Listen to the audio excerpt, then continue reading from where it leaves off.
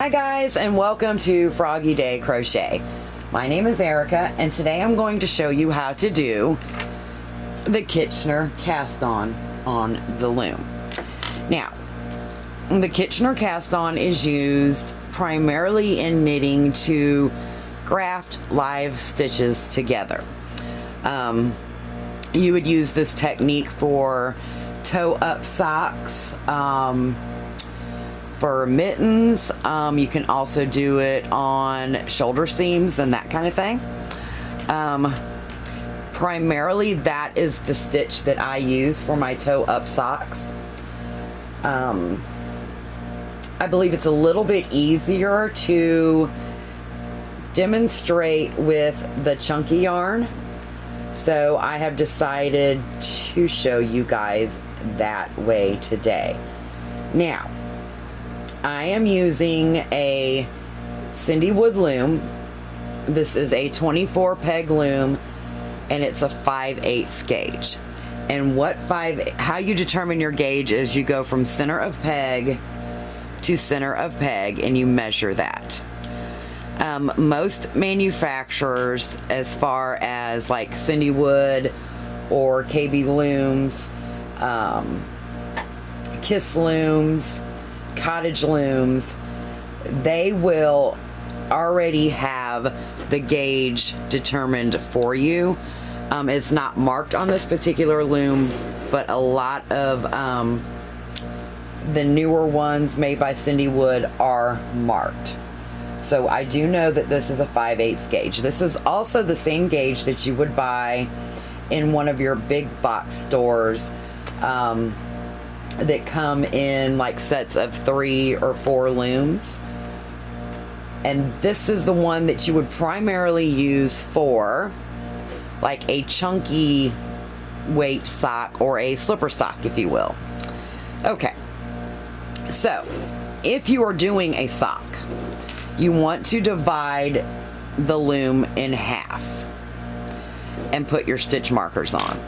This way you know where to do your increases and decreases for the toe as well as the heel. So since this loom is 24 pegs, I have put a stitch marker here on peg 1 and on peg 12. Now, if you've followed my other loom knitting videos, I've always said in the past that I use this as my last peg instead of my first peg. Don't know why, it just always works out that way, and you know, just the way I do it. So now, the easiest way for me to do the Kitchener stitch is I take my yarn and I bring it through the middle of the loom, and I just wrap it here around the little holder there. Okay, now from here, so from here, the way you wrap the loom, the way you start the Kitchener stitch, depends on what way you want to go around the loom.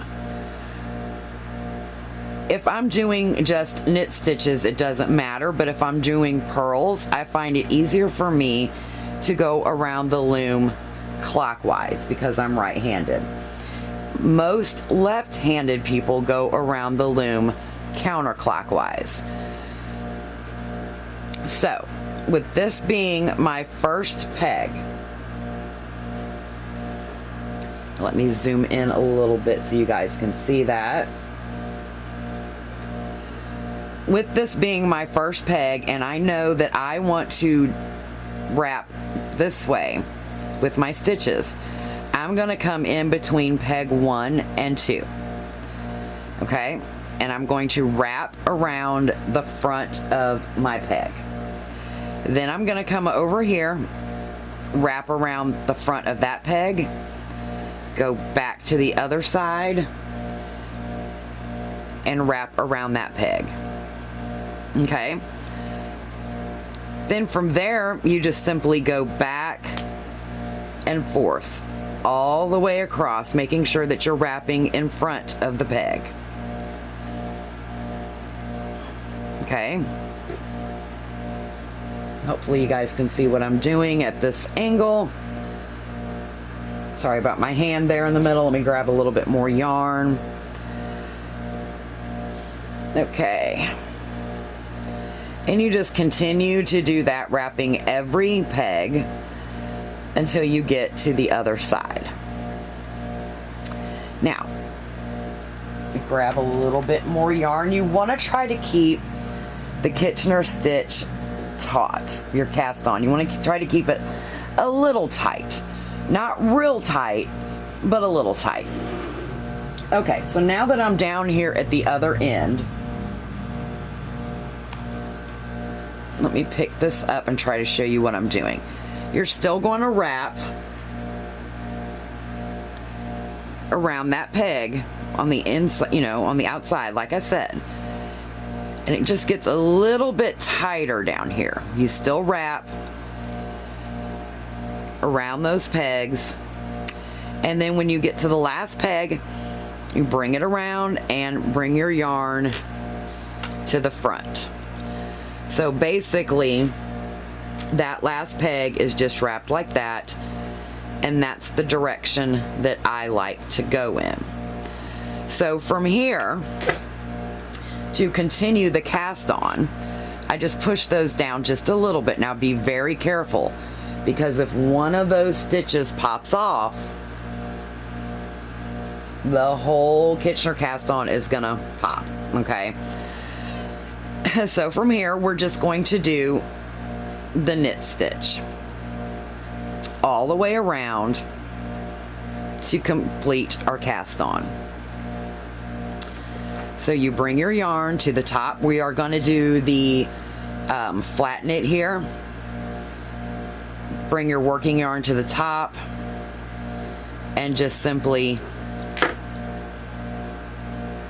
lift that loop right over the top. Working yarn to the front, lift the loop over the top. Working yarn to the front, lift the loop over the top.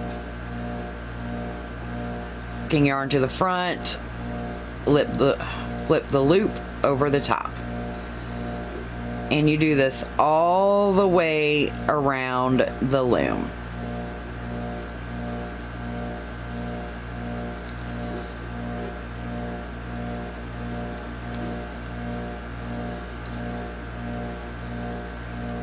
And you want to try to keep, like I said, you want to try to keep your stitches tight here, because see how that looked like it was going to unravel? Try to keep them as tight as you can, but not tight enough to where you can't get the loop over on the next round, okay? So just hold your tension really good. Now we're back here to where our ending peg is, but this hasn't been casted on yet, the knitting part of it. So we're going to continue to go all the way back around till we get back to this end peg again. Yarn to the front and loop over until you get all the way back around.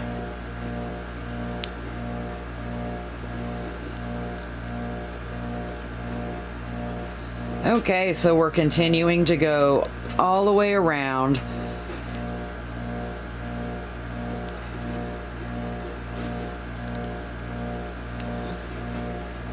And we're almost back here to this last peg.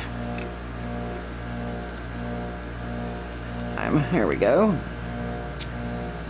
All right, now we're at the last peg. And that is what you guys will have.